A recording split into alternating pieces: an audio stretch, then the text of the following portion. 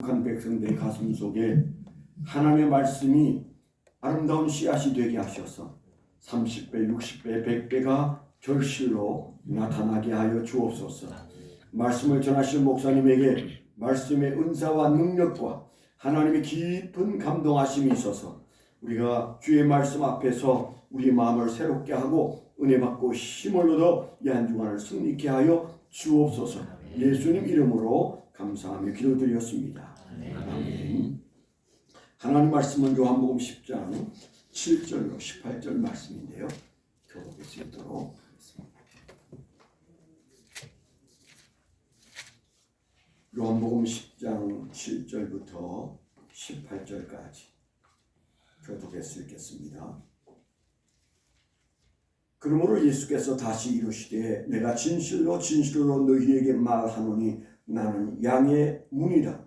나보다 먼저 온 자는 다 절도요 강도니 양들이 듣지 아니하였느니라. 내가 문이니 누구든지 나로 말미암아 들어가면 구원을 받고 또는 들어가며 나오며 꼴을 얻으리라.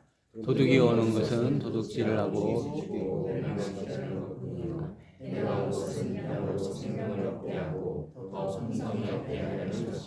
나는 선한 목자라. 선한 목자는 양들을 위하여 목숨을 버리거니와 사고는 목자가 아니요 양도 채양이 아니라 이리가 오는 것을 보면 양을 버리고 달아나니 이리가 양을 몰고 가도 또 해치니라. 달아나는 것은 그가 사꾼인 까닭에 양을 돌보지 아니함이나 나는 선한 목자라. 나는 내 양을 알고 양도 나를 아는 것이 아버지께서 나를 아시고 내가 아버지를 아는 것 같으니 나는 양을 위하여 목숨을 버리노라. 또 우리에게 내가 인도하여 하니 그들도 내 음성을 듣고 하늘을 하여 한 목자에게 있으리라.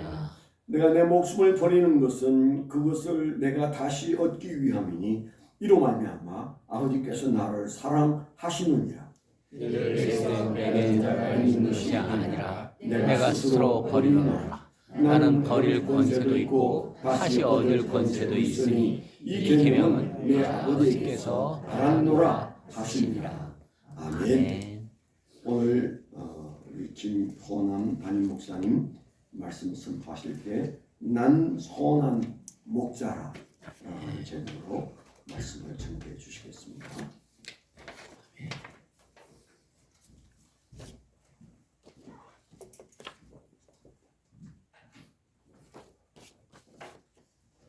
이 시간 우리 마음을 모아서 한 번 더 기도하겠습니다. 오늘 예배 가운데 성령님 임재하여 주시고 우리 한 사람 한 사람이 성령 충만할 수 있도록 또 오늘 예배에 참석하신 모든 분들이 우리 주님 만나고 돌아가는 그런 귀한 예배 될 수 있도록 또 말씀을 전하는 제가 성령 충만하여서 주의 말씀 온전히 전할 수 있도록 합심해서 함께 기도하겠습니다. 할렐루야. 아버지 감사합니다. 우리가 주의 말씀 앞에 나아갑니다. 성령님이 이 예배 가운데 함께하여 주시고 이 예배를 주관하여 주시옵소서. 오늘 예배에 참석하신 모든 우리 성도님들 주님 만나고 돌아가는 그러한 예배에 되게 하여 주시옵소서. 성령님이 임재하여 주시옵소서. 그 말씀을 전하는 제가 성령 충만하여서 주의 온전한 말씀 전하는 하나님 아버지 그래서 주의 말씀을 온전히 대하는 그러한 예배가 될 수 있도록 주님 역사하시고 인도하여 주시옵소서. 예배의 시험을 주님께 맡기며 감사드리며 예수 그리스도의 이름으로 기도드립니다. 아멘. 할렐루야. 네, 우리 참석하신 분들과 이렇게 인사하겠습니다. 주님의 이름으로 환영하고 축복합니다. 주님의 이름으로 환영하고 축복합니다. 네, 오늘 말씀 제목은 나는 선한 목자라 이 말씀을 함께 은혜를 나누고자 합니다. 우리 주님은 목자인 주님은 자기 양을 불러냅니다. 그래서 제가 이 말씀을 생각하면서 내가 누구를 불러낸 적이 있나 이런 생각이 들었습니다. 제가 25살 때 제수를 했습니다. 제수 삼수제죠. 삼수를 하는데 25살에 하나님께서 군에 있을 때 이렇게 교사 되면 좋겠다는 그런 꿈을 주시고 그래서 제가 공부하면서 집에 가정이 어려우니까 제가 아르바이트를 해가지고 제수 비용을 모아서 제수학원에 가서 4월 5일을 기점으로 이렇게 그 전에 아르바이트하고 그 후에는 공부를 시작했습니다. 공부를 시작하고 있는데 이제 저도 앞에 한 셋째 줄 열심히 하겠다고 앉았는데 그때 어떤 여학생이 제 옆에 앉는 거예요. 그래 보니까 제가 좋아하는 스타일인 거예요. 네. 그래서 제가 좋아하는 스타일은 어떤 스타일이냐? 권윤미 스타일입니다. 그래서 이제 스타일인데 그래가지고 한 번 안고 말겠지 했는데 계속 이렇게 앉는 거예요. 그래가지고 제가 이제 마음의 작정을 하고 이제 학원이 한 10시쯤 마치는데 10시 마치고 나서 불러냈습니다. 불러내가지고 이제 그 자매도 왜 불러냈을까? 뭐 이렇게 두근두근하며 왔겠죠. 그래서 제가 말했습니다. 제 옆에 앉지 마세요. 공부가 안 되는 거예요. 앞에 앉으니까 공부가 안 돼서 나 공부해야 된다. 내 옆에 앉지 마라. 그리고 이렇게 부탁하니까 여학생이 되게 황당해하는 얼굴로 그렇게 다른 자리에 앉더라고요. 그래서 저는 이 사명이 분명했기 때문에 제가 하나님 주신 꿈이 있었기 때문에 이거 방해받아서는 안 된다. 내가 공부해야 되겠다. 그래가지고 이렇게 말하고 그래서 나중에 이제 입시가 다 끝나고 이제 대학에 합격하고 그 자매에게 전화를 걸었습니다. 왜? 제 스타일이기 때문에. 그래가지고 한번 만나자니까 안 만난다고 그렇게 했던 기억이 납니다. 그래서 오늘 주님은 우리는 목적이 있어서 누군가를 불러내는데 우리 주님은 양을 불러낸다고 말합니다. 우리 말씀 한번 보도록 하겠습니다. 우리 3절 말씀 같이 한번 읽어보겠습니다. 문지기는 그를 위하여 문을 열고 양은 그의 음성을 듣나니 그가 자기 양의 이름을 각각 불러 인도하여 내시느니라.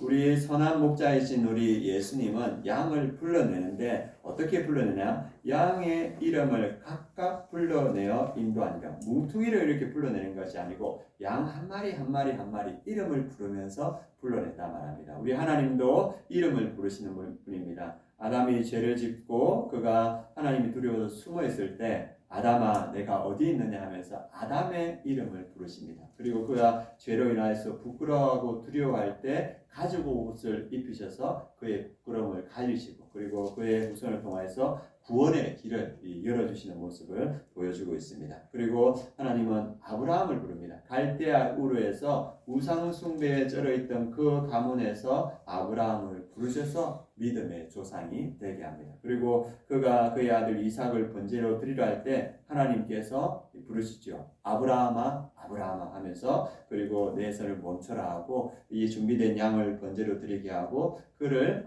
축복하는 그리고 믿음의 조상이 되는 그 은혜를 주십니다. 그리고 하나님은 모세 80세 된 모세 이제 인생의 기력이 다하고 모든 소망이 끊어져서 미디안 광야에서 장인의 양을 치는 모세를 뜰기나무 가운데 부르십니다. 모세야 모세야 내가 선 땅은 거룩하니 내 신을 벗으라. 그리고 하나님께서 그 뜰기나무 가운데 모세의 이름을 부르시고 나의 백성을 애굽에서 인도해내라. 그런 사명을 주십니다. 모세는 모든 것을 다 포기했던 그런 나이였고 그런 상황이었습니다. 그런데 주님은 그 모세의 이름을 부르십니다. 그리고 시몬도 마찬가지입니다. 예수님이 부활하셨음에도 불구하고 모든 사명과 모든 믿음을 뻗어버리고 갈릴리 가서 고기 잡고 있습니다. 그런데 예수님은 그를 찾아가셔서 그를 먹이시고 그를 주님을 향한 사랑을 고백하게 하시고 그리고 내 양을 먹이라 내 양을 치라 내 양을 먹이라 이러면서 그의 사명을 불러일으켜서 새롭게 세웁니다. 그리고 마지막으로 하나님께서 하나님의 교회를 박해하던 사울을 부르십니다. 다메섹으로 이렇게 주를 믿는 사람들을 잡으러 갈 때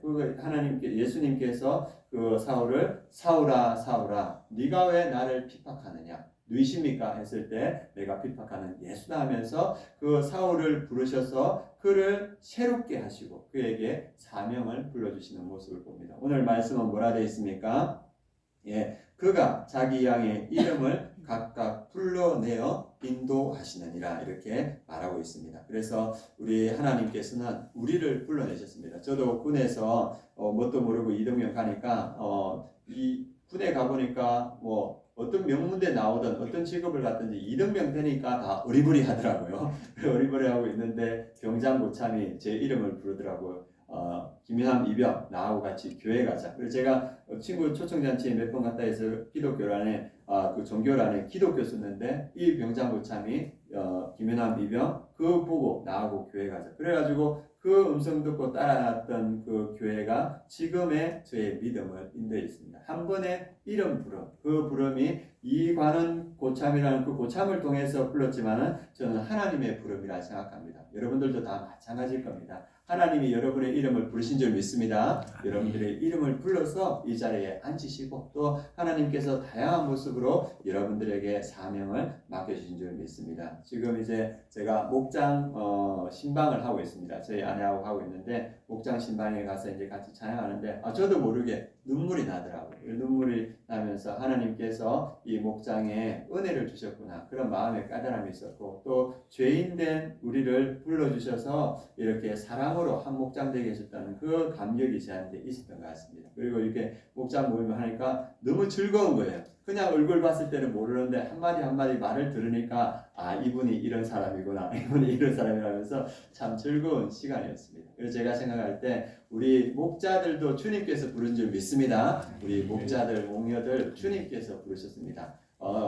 눈으로 봤을 때는 우리 멘토 목사님을 통해서 부르셨죠. 그러나 주님께서 우리 멘토 목사님을 통해서 우리 목자와 목녀를 부르셨고 또 우리 목자와 목녀들이 주님을 향한 사랑을 고백하고 내 양을 먹이라 내 양을 치라 주님의 그 부르심에 응답하여서 이 사명을 받은 줄 믿습니다. 그래서 우리 목자와 목녀들도 그 주님의 사랑으로 우리 목원들을 섬기고 우리 목원들은 주님의 사랑으로 우리 목자와 목녀를 위해서 기도하고 섬길 때 하나님의 아름다운 역사들이 우리 목장에 나타날 줄 믿습니다. 그래서 그 믿음으로 우리가 사역들을 해갔으면 좋겠습니다. 그리고 우리 예수님께서 양을 한 마리 한 마리 그 이름을 부르셨는데 왜 그 양들의 이름을 부르셨느냐 그 이유가 9절에서 10절 나옵니다. 한번 읽어보겠습니다.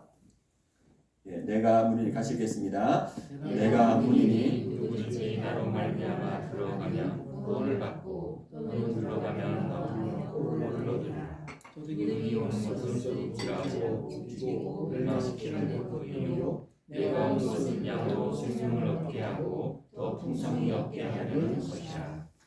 오늘 9절 10절에는 비슷한 말씀을 반복하고 있습니다. 첫 번째, 내가 문이니 누구든지 나로 말미암아 들어가면 구원을 받고 양을 부르는 이유, 예수님은 구원을 받게 한다. 그리고 10절에 보면 내가 온 것은 양으로 생명을 얻게 하고 그래서 구원을 주시고 생명을 주시기 위해서 우리를 부르셨다 주님은 말하고 있습니다. 이 아담, 그 죄로 인하여서 죽을 수밖에 없는 아담에게 가죽 옷을 입혀서 구원의 길을 보여줬다고 말했습니다. 그리고 죄 속에 있던 우상 숭배에 있던 아브라함을 불러셔서 믿음의 조상이 되었고 그리고 교회를 핍박했던 사울을 불러서 그를 바울로 인도합니다. 주님께서 우리를 왜 부르셨는가? 구원과 생명을 주시기 위해서 부른 줄 믿습니다. 성경은 분명하게 말하고 있습니다. 저도 이제 예수님 믿기 전에는 제 인생의 안개가 뿌옇게 이렇게 가지고 앞이 보이지 않았어요. 그런데 제가 예수님을 믿으니까 이게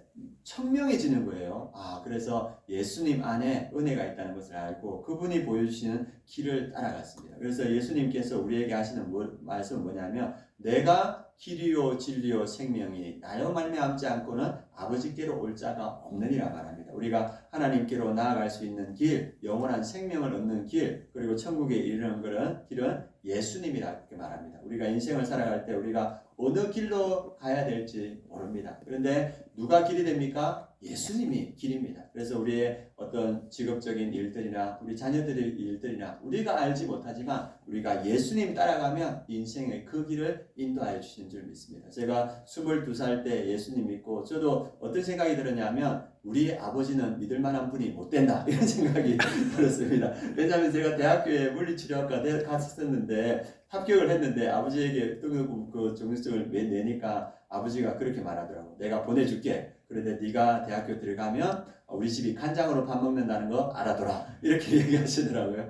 그러니까 아버지를 의지해서는 안 되겠다 이런 생각이 들더라고요. 그래서 이 인생길을 내가 어떻게 살아가야 했을 때 예수님을 믿고 예수님 의지하니까 예수님께서 여기까지 인도하셨습니다. 여러분들의 인생을 인도하는 분은 예수님인 줄 믿습니다. 여러분들이 예수님의 그 말씀 따라가면 예수님이 여러분들의 인생을 인도할 거고 기도 가운데 여러분들이 주시는 성령의 인도하심을 따라가면 예수님께서 여러분의 인생을 가장 아름답게 인도하실 겁니다. 우리 어제 올리브 블레싱에서도 같이 이야기를 나눴는데 제가 지리산에서 왔지 않습니까? 지리산에 이제 꼭대기까지 여러 번 이렇게 갔다 왔는데 우리 양육부서 다음 세대 아이들에게 지리산 풀어놓고 너 가봐라 하면 가는 애도 종종 있겠지만 대부분 길을 헤맬 겁니다. 저도 지리산에서 올라가다가 뭐 자신감 있고 가다가 길을 잃어버렸어요. 산이 워낙 크니까 길을 잃어버리니까 당황스럽더라고. 세 명이 친구가 막 웃으면서 갔는데 길을 잃고 날이 어려워지니까 세 명 다 조용해지더라고. 왜? 생명의 위협을 받으니까 조용해지더라고. 그래서 다행히 길을 찾아갔는데 이제 지금 저는 이제 여러 번 올라왔기 때문에 중산리에서 천왕봉까지 올라가는 길을 잘 알고 있습니다. 이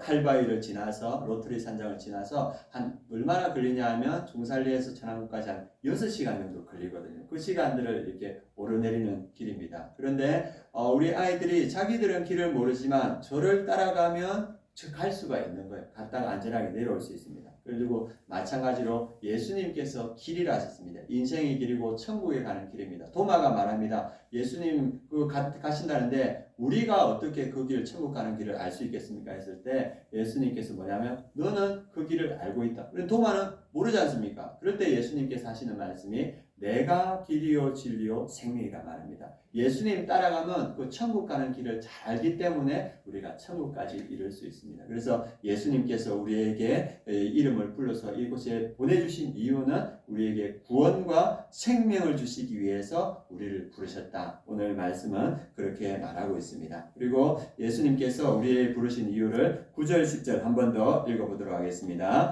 내가 문이니 누구든지 나로 말미암아 들어가면 구원을 받고 또는 들어가며 나오며 꼴을 얻으리라. 도둑이 오는 것은 도둑질하고 죽이고 멸망시키려는 것뿐이요 내가 온 것은 양으로 생명을 얻게 하고 더 풍성히 얻게 하려는 것이라. 예수님께서 우리 양을 부르신 이유, 선한 목자가 우리를 부르신 이유는 들어가며 나오며 꼴을 얻으리라. 그리고 생명을 얻게 하는데 더 풍성히 얻게 하려 함이라. 이렇게 말하고 있습니다. 주님은 우리에게 꼴을 주시고 양에게 필요한 꼴을 주시고 생명을 풍성하게 얻게 하신다. 그래 묵상하면서 세 가지가 생각났습니다. 주님은 먼저 우리를 무엇으로 풍성하게 해주는가? 주님의 사랑으로 풍성하게 해주는 줄 믿습니다. 우리 요한복음 13장 34절 한번 띄워주시기 바랍니다. 요한복음 13장 34절 같이 한번 읽겠습니다. 새 계명을 너희에게 주노니 서로 사랑하라. 내가 너희를 사랑한 것 같이 너희도 서로 사랑하라. 그래서 예수님께서 예수님의 사랑을 우리에게 부어주셨습니다. 우리를 사랑해 주셨습니다. 그래서 우리 인간의 태생은 이기적인 사람들입니다. 그런데 주님께서 그 사랑을 우리에게 부어주셔서 주님을 사랑할 수 있는 그 마음을 우리에게 주셨습니다. 그래서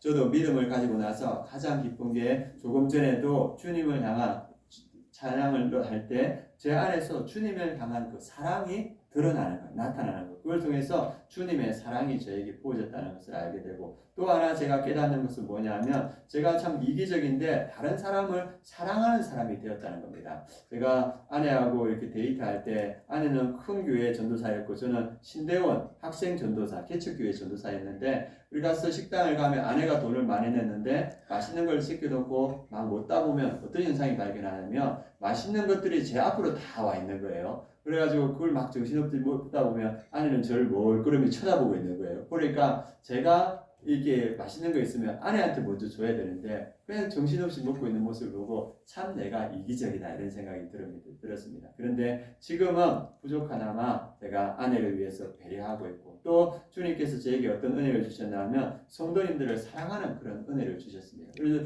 내가 이기적인데 다른 사람을 사랑할 수 있는 마음이 생겼습니다. 그래서 이전에 있는 교회에서 사역을 마무리하고 마지막을 할 때 저도 울고 성도님들도 많이 울었습니다. 왜? 주님이 우리에게 그 사랑의 마음을 부어주셨기 때문입니다. 그래서 우리가 주님께서 우리를 부르셔서 우리를 풍성케 하는 그 은혜는 뭐냐? 우리 가운데 사랑을 부어주셨다는 겁니다. 그래서 주님을 사랑할 수 있고 성도가 성도를 사랑할 수 있는 그 은혜를 부어주셨습니다. 그리고 어제 올리브 블레싱 말씀을 선포하고 점심때 제가 밖에 이렇게 나갔는데 저 이내와 혜인이가 음료를 사가지고 막 들어오다가 저를 보더니 막 목사님! 이렇게 얘기하는 거예요. 그래가지고 저도 반갑고 우리 아이들도 너무 반가운 거예요. 그래서 너무 반갑다. 그리고 수연이가 또 이렇게 뭐 음료를 사고 넣으더만 목사님 하면서 자기 얼굴이 이렇게 뒤밀더라고요. 그래서 내가 어떻게 해야 되나 이런 생각이 들더라고요. 그래서 우리 아이들이 똑같이 예쁘더라고요. 그래서 이 아이들도 주님의 양인데 나에게 맡겨졌구나. 너무 사랑스러운 거예요. 그래서 우리가 주님의 부르심에 응답하여 나아가면 주님이 우리에게 무엇을 부어주십니까? 사랑을 부어주십니다. 어느 철학자가 말했습니다. 사랑하는 영혼만이 행복하다. 우리가 인생을 살아가면서 느끼는 건 뭐냐면 그 사랑이 우리 안에 있을 때 그 사랑을 위해서 우리가 풍성한 삶이 된다는 겁니다. 그래서 주님은 우리에게 말씀하시는 것이 하나님을 사랑하고 이웃을 사랑하라. 이것이 가장 큰 계명이다. 이것이 우리의 삶을 가장 아름답게 만들어준다고 말하고 있습니다. 그래서 주님께서 첫 번째 우리를 부르셔서 우리를 풍성케 해주시는 말씀이 무엇인가? 사랑하라. 사랑이 너희 가운데 충만히 거하게 하라. 이렇게 말하고 있습니다. 그리고 두 번째, 주님께서 우리의 삶을 풍성하게 해주시는 것이 무엇인가? 기도라고 말하고 있습니다. 우리 요한복음을 통해서 오늘 말씀을 볼 건데 요한복음 15장 7절 말씀 같이 한번 읽어보도록 하겠습니다.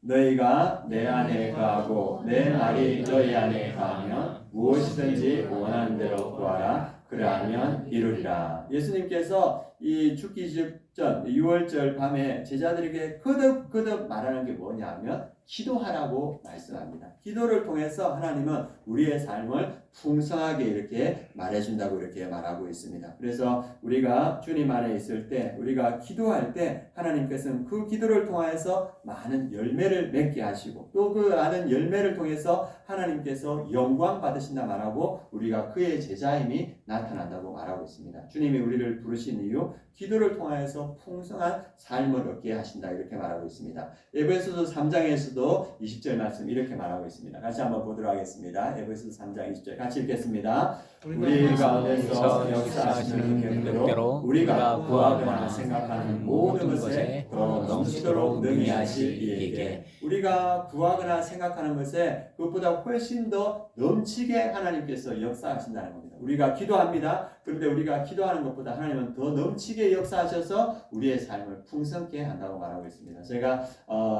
부사역자 하면서 이 단임 목회를 위해서 기도를 했습니다. 기도할 때 제가 어떤 기도했냐면 하나님 제가 목회를 할 때 한 성도 수가 한 100명에서 200명 되게 해주세요. 이 기도를 했습니다. 그래서 제가 이 기도를 하고 왔는데 담임 멘토 목사님이 우리 교회 작년이 한 150명 되고 아이들까지 하면 200명 됩니다. 이렇게 말하는 거예요.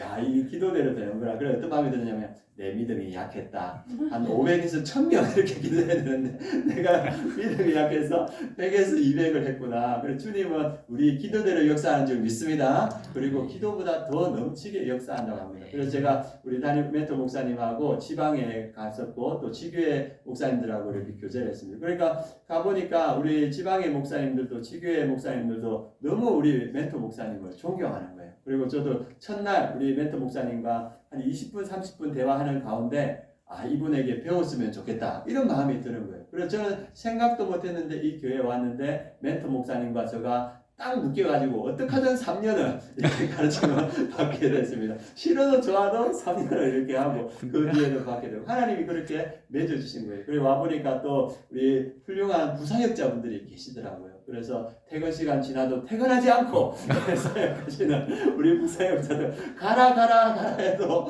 일이 있다고 이렇게 하시는 그런 우리 부사역자들 정말 마음을 다해서 사역하는 부사역자를 만나게 되고 또 우리 성숙하고 훈련받은 우리 성도님들 만나고 또 이렇게 와보니까 뷰가 너무 좋은 거예요. 저는 뷰에 대해서 기도 안 했거든요. 그래 하나님은 덤으로 이렇게 좋은 교회를 주셨습니다. 그래서 하나님은 우리 기도를 통하여서 우리의 삶을 풍성케 해가십니다. 그런데 주님은 그 기도대로만 역사하시는 것이 아니고 기도에 차고 넘치게 역사하신다. 그것을 통해서 하나님은 우리의 삶을 풍성케 해가신다 이렇게 말하고 있습니다. 그런데 우리가 꼭 알아야 되는 것, 주님이 우리의 기도를 통하여서 풍성케 하는데 우리에게 알아야 되는 것을 에스겔 36장 36, 37절에서 말하고 있습니다. 한번 보여주시기 같이 읽겠습니다. 너희 사방에 남은 이방 사람이 나 여호와가 무너진 곳을 건축하며 황폐한 자리에 심은 줄 압니다. 나 여호와가 말하였으니 이루리라. 주 여호와께서 이같이 말씀하셨느니라. 그래도 이스라엘 족속이 이같이 자기들에게 이루어 주기를 내게 구하여야 할지라. 내가 그들의 수요를 양떼같이 많아지게 하되. 이게 하나님의 말씀입니다. 하나님은 이스라엘 백성들을 회복시킬 계획을 가지고 있었습니다. 양떼같이 많아지게 할 계획을 가지고 있었습니다. 그런데 그 백성에게 먼저 하시는 말씀이 뭐냐 하면 이스라엘 족속이 이같이 자기들에게 이루어 주기를 내게 구하여야 할지라. 하나님이 계획하고 있으면 그냥 우리는 그대로 살면 되지 않겠습니까? 그런데 주님은 우리에게 하시는 말씀이 뭐냐 하면 내게 이루어 주기를 구하여야 할지라. 기도해라. 그러면 내가 이루어 주겠다 말합니다. 이스라엘 백성들이 출애굽하기 전에 고통당하고 있을 때 그들이 정말 힘들어서 손들고 간절히 부르짖을 때 그 부르짖음이 하나님께 상달되었다. 성경은 그렇게 되어 있습니다. 그 상달되었을 때 무슨 일이 일어나냐면 모세가 태어났습니다. 그리고 출애굽의 역사가 이루어졌습니다. 하나님은 여러분들에게 축복의 길을 예비하신 줄 믿습니다. 우리 한 사람 한 사람을 부르실 때 하나님은 축복의 일들을, 은혜의 일들을 예비하셨고 우리 가정에 하나님은 축복의 일들과 은혜의 일을 예비하십니다. 그리고 우리 아름다운 교회에 하나님께서 축복과 은혜의 길을 예비해 주셨습니다. 믿으십니까? 이것이 언제 일어납니까? 우리가 기도할 때 그 일이 시작된다고 말하고 있습니다. 내가 계획하였을지라도 너희가 내게 구하여야 할지라. 그래서 여러분들이 기도할 때 여러분 각자의 삶에 하나님의 놀라운 일들이 일어날 줄 믿습니다. 전 이 기도의 기대감을 가지고 기도합니다. 그리고 여러분 가정, 여러분들 자녀를 위해서 하나님은 놀라운 일을 계획하고 계십니다. 계획을 가지고 계십니다. 언제 그 일이 일어납니까? 여러분들이 그것을 가지고 기도할 때 하나님께서 그 일들을 일으켜 주시고 하나님은 또 우리 아름다운 교회를 통하여서 놀라운 일들을 계획하고 계십니다. 그것을 위해서 기도할 때 하나님은 그 일을 이루어 줄 것이다. 그 수요를 양떼같이 많아지게 할 것이다. 그 약속을 믿고 기도하는 우리 성도님들이 되시기를 원합니다. 그리고 세 번째, 주님은 사명으로 우리의 삶을 풍성하게 합니다. 예전에 제가 청년 때 읽었던 책 중에서 빅터 프랭클의 죽음의 수용소라는 책이 있습니다. 그 책에 보면 이분이 정신과 의사였는데 유대인이어서 나치 수용소에 수감됐습니다. 그래서 기간이 오래되니까 사람들이 처음에는 다 살려는 의지가 있었는데 시간이 지나니까 사람들이 죽어가는 거예요. 딱 보니까 죽어가는 사람이 있고 계속적으로 사는 사람이 있는 거예요. 보니까 삶의 의미가 분명한 사람, 삶의 목적이 분명한 사람은 어떠한 환경 가운데 사는데 삶의 의미와 목적이 없는 사람들은 죽어가는 거예요. 그래서 이분이 자기가 들어갈 때는 이 원고를 하나 가져갔습니다. 로고테라피라고 의비치료법이라는 자기가 쓴 글을 가지고 갔는데 자기는 어떻게 하든지 간에 그 치료 방법을 의료계에 내야 되겠다. 그래서 많은 사람들을 내가 살려야 되겠다. 그 목적이 있으니까 이분은 그 안에 들어가서 똑같은 환경이었음에도 불구하고 끝까지 살아남아서 그것을 책으로 출간하고 많은 사람들을 살리는 그런 정신과 의사가 됐습니다. 그래서 이분이 주장하는 건 뭐냐? 삶의 의미, 목적, 사명이 분명한 사람은 어떠한 환경 가운데도 산다. 이렇게 말하고 있습니다. 우리도 우리 다음 세대를 볼 때 우리 다음 세대에 대한 안타까움이 뭡니까? 삶의 의미와 목적과 사명이 분명하지 않으니까 그런 사람들을 사니까 그게 너무 안타깝지 않습니까? 그런데 주님은 우리에게 삶의 의미와 목적을 주시는 분인 줄 믿습니다. 그것이 우리의 삶을 가장 가치 있게 이끌어 간다고 볼 수 있습니다. 우리 요한복음 21장 17절 말씀 한번 띄워주십시오. 같이 한번 읽어보겠습니다. 세 번째 이르시되 요한의 아들 시몬아 내가 너를 사랑하냐 하시니 주께서 세 번째 내가 나를 사랑하냐 하심으로 베드로가 근심하여 이르되 주님 모든 것을 아시오매 내가 주님을 사랑하는 줄을 주님께서 아시나이다. 예수께서 이르시되 내 양을 먹이라. 사도 베드로는 모든 것 다 던져버리고 생기를 위해서 물고기 잡으러 갔습니다. 아마 그는 일평생 물고기 잡다가 나이가 다하면 그 갈릴리 바다에서 그냥 죽어버릴 수 있는 그 시골 노인에 불과할 겁니다. 그런데 예수님께서 그 믿음도 잃어버리고 사명도 잃어버린 그 베드로를 찾아가셔서 그를 먹이시고 그를 회복시키시고 사랑을 고백하시고 사명을 주십니다. 그때 그가 어떤 사람이 됩니까? 초대교회의 지도자가 되어서 하나님의 사명을 이루어가는 사람이 됩니다. 그냥 촐로로 늙어서 사라질 사람이었는데 주님의 사명을 받으니까 초대교회를 이루고 하나님 나라를 이루어가는 우리가 지금도 이렇게 사모하는 그런 사도가 되었습니다. 사명이 우리에게 은혜가 되는 줄 믿습니다. 여러분들 잘 아시는 요나는 하나님께서 니느웨로 가서 그 니느웨 백성들에게 말씀을 선포하고 그를 살리려 했는데 그 사명을 거절했어요. 어디로 가냐면 다시스로 도망갑니다. 다시스로 도망가는 뱃속에서 풍랑이 바깥에 치는데 그 요나는 뭐하고 있냐면 배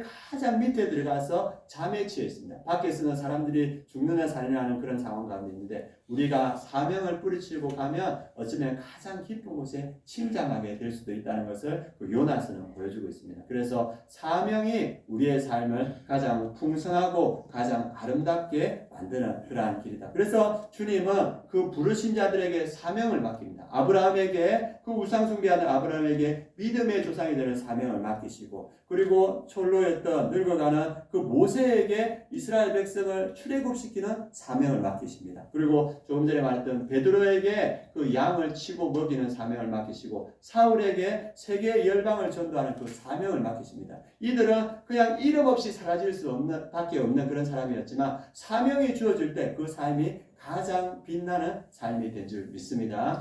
지난주에 이렇게 오셨던 김영환 목사님 연세가 몇인지 아시죠? 몇입니까? 81.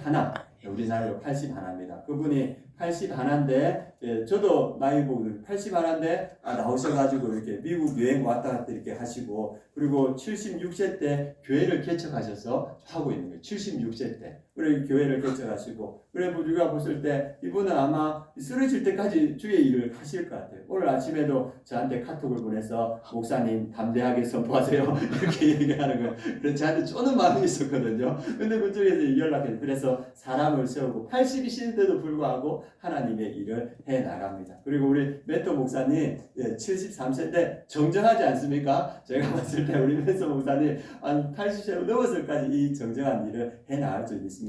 사명이 있는 사람은 늙지 않는 것 같아요. 사명이 있는 사람은 사명을 마칠 때까지 하나님께서 그에게 은혜를 주시는 것 같습니다. 그리고 저도 제가 하나님의 교회를 세워가는 그런 사명이 있기 때문에 청년이라는 생각이 들거든요. 근데 그래가지고 제가 젊은 옷을 입으면 옆에서 사모님이 워워 하면서 하리 목사님답게 입어야 된다면서 옷을 바꿔주고 이렇게 합니다. 그래서 제가 느끼기에 뭐냐면 사명이 있는 사람은 늙지 않는다. 사명이 있는 사람은 하나님께서 인도하신다. 그래서 우리의 삶에 주님이 주신 사명이 우리의 축복이라는 생각이 듭니다. 하나님께서는 여러분들을 부르셨습니다.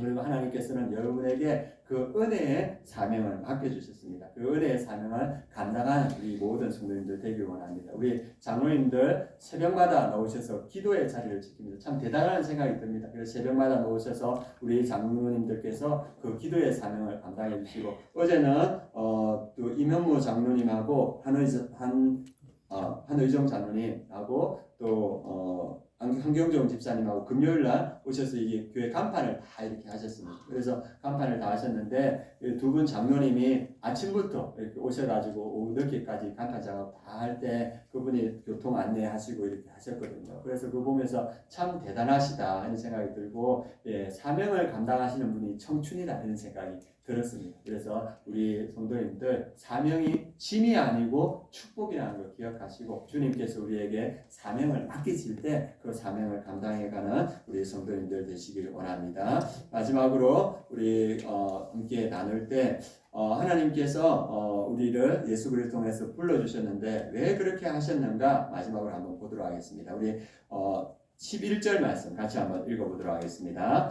나는 선한 목자라 선한 목자는 양들을 위하여 목숨을 버리거니와. 그래서 오늘 결론적으로 말할 때 예수님께서 선한 목자십니다. 예수님께서 선한 목자셔서 우리 양들을 한 사람 한 사람 불러내시고 사랑으로 우리를 축복하시고 그리고 기도를 통하여서 우리를 축복하시고 그리고 사명을 통하여서 우리를 축복하십니다. 왜 그렇게 하시는가? 나는 선한 목자라. 왜 이 일들을 이루어 가시는가? 그 양들을 위하여서 목숨을 버린다. 요 목숨을 버림으로써 우리를 불러내시고 목숨을 버림으로써 우리를 축복하신다 말합니다. 왜 이렇게 하십니까? 주님이 우리를 사랑하시기 때문입니다. 요한복음 3장 16절에는 하나님이 세상을 이처럼 사랑하사 이렇게 말합니다. 이처럼이 뭡니까? 주님이 그 독생자 아들의 생명을 버리어서까지 우리를 사랑하셨다 이렇게 말하고 있습니다. 그리고 요한복음 13장에 보면 새 계명을 너희에게 주니 서로 사랑하라. 내가 너희를 사랑한 것 같이. 주님이 우리를 어떻게 사랑했는가? 생명을 버리면서 우리를 사랑했다고 이렇게 말합니다. 주님께서 우리를 위하여서 사랑하기 때문에 목숨을 버리셔서 우리를 구원하시고 우리에게 축복을 주셨다고 말하고 있습니다.